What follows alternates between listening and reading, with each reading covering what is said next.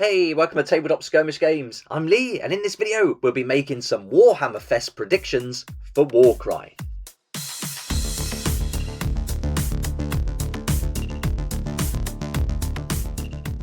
Warhammer Fest 2022 online starts next Wednesday, the 4th of May, and look at this, we're getting Warcry on Friday the 6th, so that was a big surprise. I'm really excited to see what's going to be previewed for Warcry. So I thought in this video we could take a look at some predictions and ask, is this going to be a good news for Warcry fans?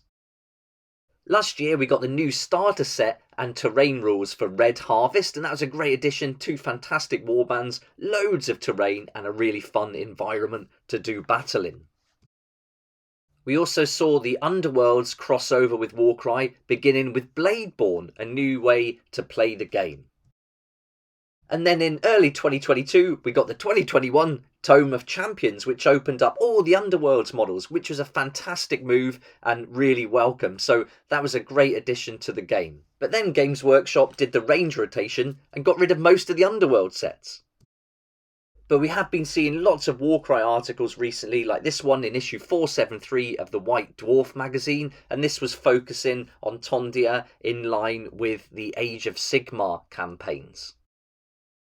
And these articles are starting to focus on maybe playing 4 short games in like a mini campaign in one evening. With all these additions and focuses on the game, what can we expect to see in 2022 and beyond for Warcry? Let's find out.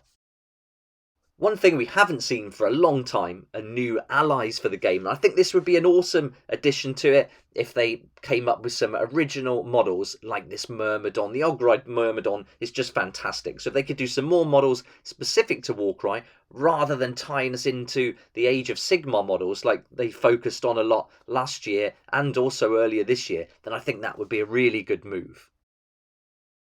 New warbands would always be welcome, but again, let's get away from the Age of Sigmar ones and let's get some new ones like we saw in the Red Harvest box set, because they were fantastic and really were in keeping with the whole vibe and aesthetic of Warcry. With the mention of Tondia in the White Dwarf magazine, could we get a terrain pack specifically for Warcry? It's been a long time since we had any, and I must admit, if that is the case, I'd be a little disappointed because there is a lot of this available already for Age of Sigmar that we can use. But the big prediction for Warcry is the new edition and rules set, and we are due it if we look at the timeline followed by Kill Team. So is 2022 going to be the time for a new edition of Warcry?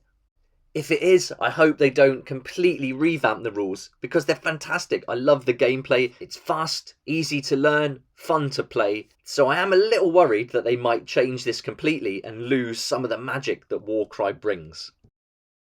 Let's take a look at the timeline for Kill Team, because Warcry does seem to be following something similar. And you can see here that the first starter set for Kill Team was in 2018.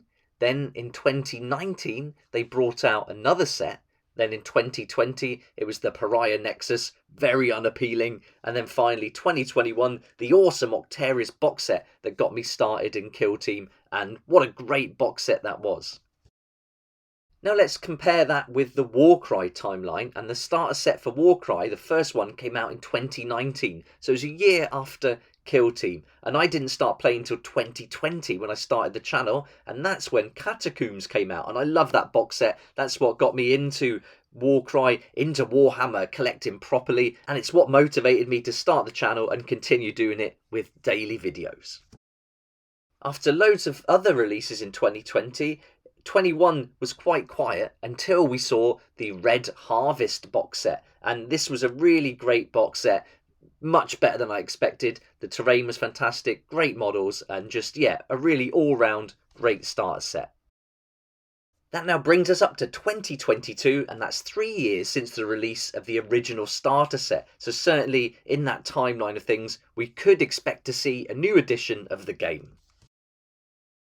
If Warcry is following the Kill Team schedule, then it's definitely due. So yeah, this is my prediction. I think we are going to get a new edition of Warcry, and I'm really excited to see what it's going to be and how they change up the rules. I'm a little bit nervous about them affecting the rules, because if they do a complete overhaul and change it completely, I just think it's almost change for change's sake, and the game doesn't really need a big overhaul in my opinion.